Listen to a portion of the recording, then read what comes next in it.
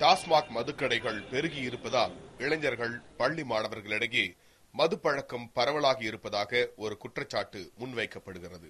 மது ஒழிப்பை அரசியல் கோஷமாக மாற்றியுள்ள பாட்டாளி மக்கள் கட்சி மது பழக்கத்தால் கிராமங்களில் இளம் விதவைகள் அதிகரிப்பதாக குற்றம் சாட்டுகிறது.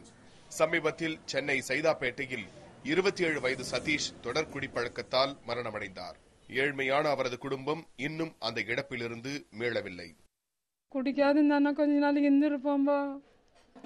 மஞ்ச கமலம் வேற வந்து அவனை சதி பண்ணி விட்டுருச்சு. சாவர வயசு அவனுக்கு. எப்படிதான் என் பிள்ளைய மறுப்பன்னு தெரியலப்பா.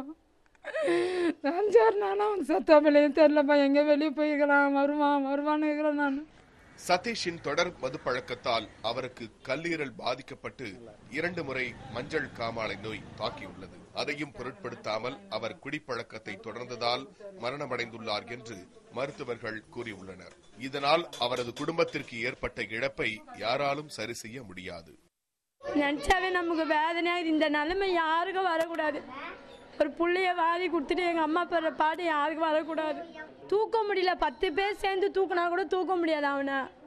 அவ்வளோ பெரிய உடம்பு. நாங்கள் சாமான்னு நினைச்சே பார்க்கலாம். அரசு மது வியாபாரத்தால் தனக்கு வருவாய் வருவதாக சொன்னாலும் சமூகத்திற்கு இதனால் இழப்புகளே அதிகம் என்று சமூக ஆர்வலர்கள் தெரிவிக்கிறார்கள். குடிப்பழக்கத்தால் இறந்த சதீஷ் போன்ற இளைஞர்களின் மரணத்தை சுட்டிக்காட்டி இளம் வயதினரிடையே குடிப்பழக்கம் அதிகரித்திருப்பதாக சமூக ஆர்வலர்கள் குற்றம் சாட்டுகிறார்கள்.